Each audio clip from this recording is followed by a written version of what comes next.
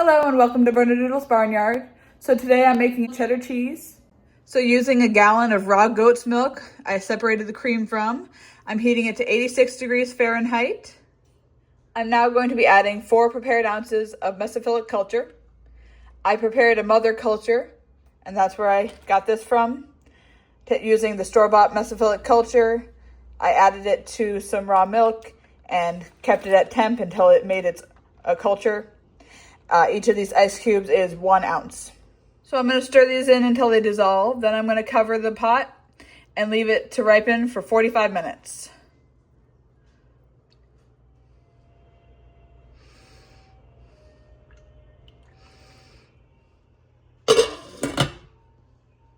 So for the next step, I'm going to be adding a half a teaspoon of liquid animal rennet to a quarter cup of unchlorinated cold water. I'll be mixing that into my milk using an up and down motion for at least a minute, and then I'll be covering it and letting it sit undisturbed for 45 minutes.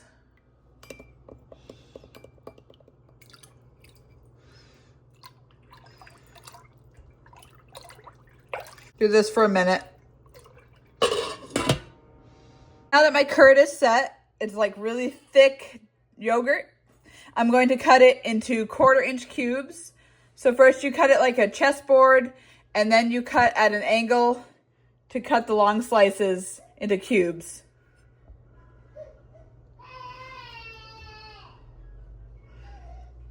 Make sure to hit the bottom of the pan.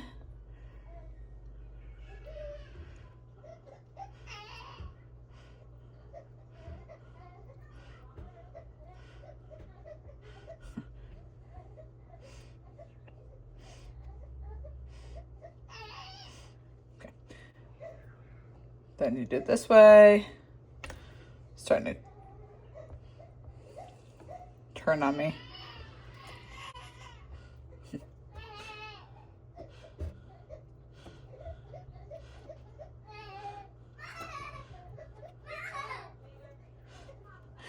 Then you go at an angle. Make sure to touch the edges of the pan all the way.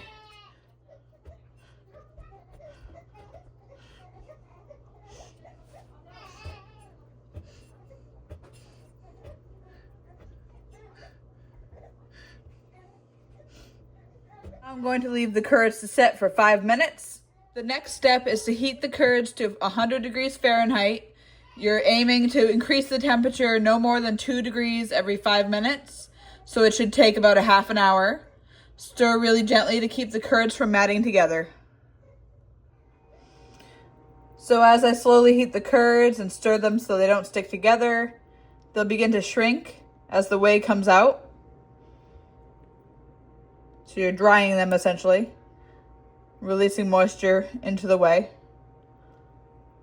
Any big curds, you want to come through and cut with your spatula.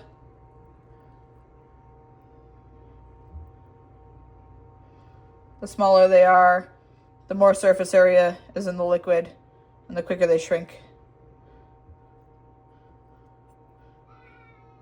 Now that I'm at 100 degrees, I'm going to stir for another 30 minutes, trying to maintain that temperature, not let it drop or get too high.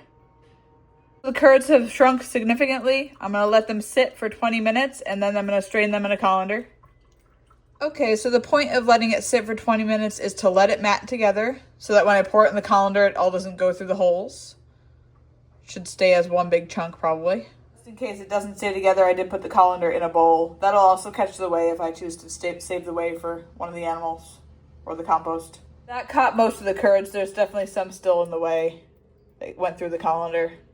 Now I'm going to lift the colander out of the whey and put it on top of the pan and let the curds drain into the pan. The curd is drained for 15 minutes. I filled my sink with water at 100 degrees. I'm going to return my curd strips to the pan and put the pan in the sink of water. So my curds are in a covered pot, floating in water. I'm going to flip them every 15 minutes for 2 hours. So it's already 8 o'clock at night, so I'm a little pressed for time. So I'm going to switch my recipe from the traditional cheddar to the stirred curd method. So I'm going to break up those large chunks I have into small curds, add a tablespoon of salt, and I'm going to stir them for an hour every 5 minutes so they don't mat. The curds are going to be in the pan in the 100-degree water, but they're going to be broken up instead of having the big chunks. I broke the curds up and I'm adding about a tablespoon of salt. I still have to do animal chores, so doing it this way cuts an hour off the prep time. I'm going to prep my cheese mold now. So I have this little antique cast iron press. You can use it for fruit. It's a Brighton. I need to derust it again.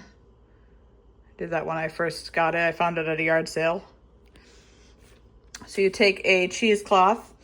I like this really fine muslin style one. And you wet it in the way of the cheese. That keeps the cheese from sticking to it. This is my 1 pound cheese mold. So I'm going to line that with the cheesecloth.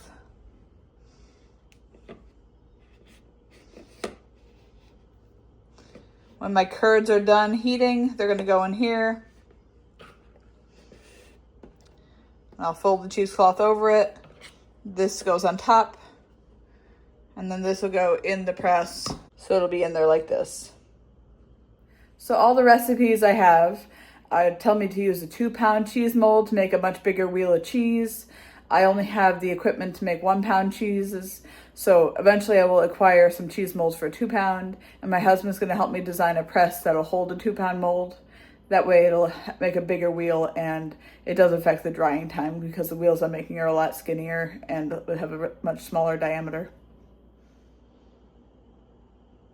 So I'm going to read you the instructions that the cheese book says, but since my press doesn't actually tell me how much pressure it's putting on the cheese, I'm just going to keep tightening it to add pressure, but I won't know exactly how much I'm adding, so.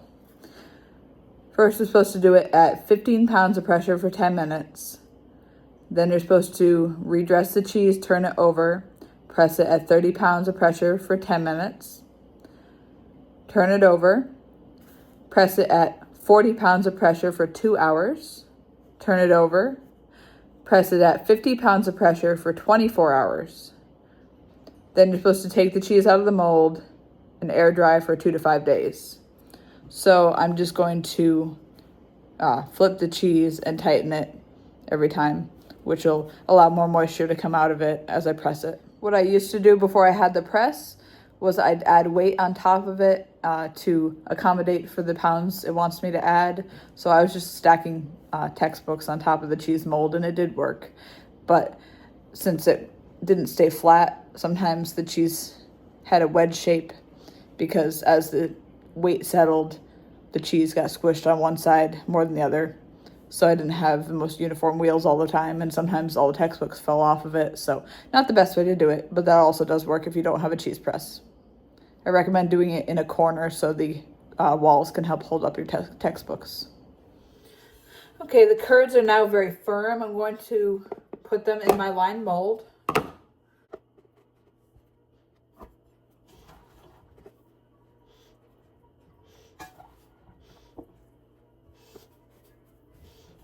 Okay, so my mold is full.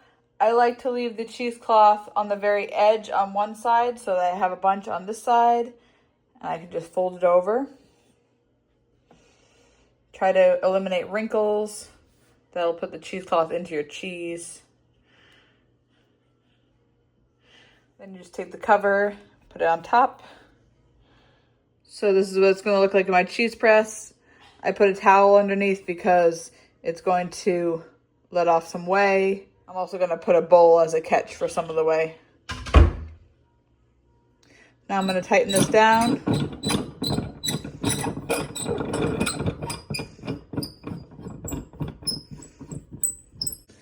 It's already starting to let some of the whey out. You'd be surprised how much whey is going to come out with how dry those curds feel. It's also going to be a puddle wherever the cheesecloth is hanging off. So I'm going to tuck that onto the towel. Maybe it'll catch some of it. All right. That feels pretty tight. So I'm going to leave that for 10 minutes and then come flip it and tighten it again. Okay, I'm going to remove the cheese from the mold now.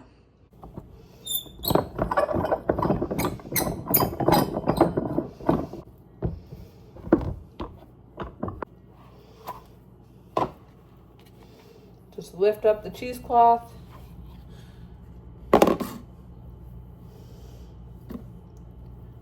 It wants you to redress it. Just make sure it doesn't stick. Flip it over. I put it back in the cheese mold. Try to avoid wrinkles.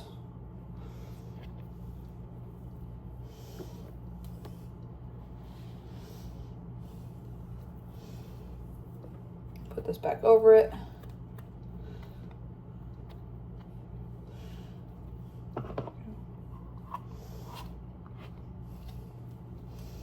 Put it back in for another 10 minutes. So I just hand tighten it, but you can tell it's gone down a lot. So that far right now. So it's pressed it a lot. All right, I'm gonna flip it one more time on the next flip.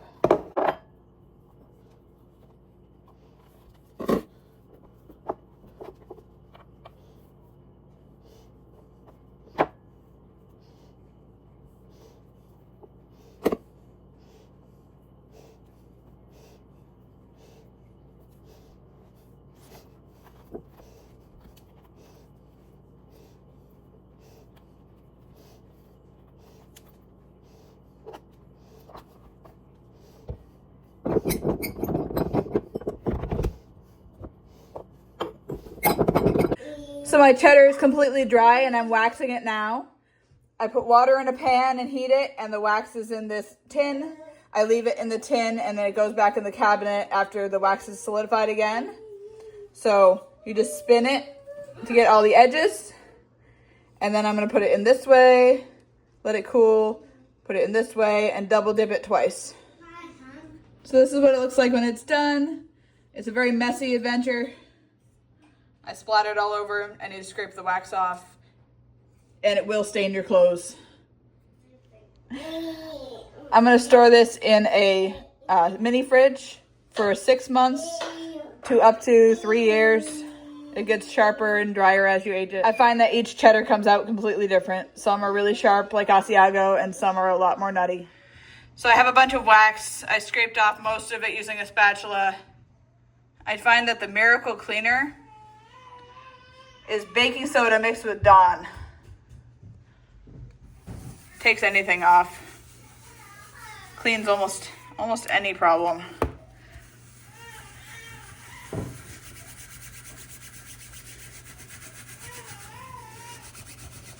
That wax is hard to get off stuff.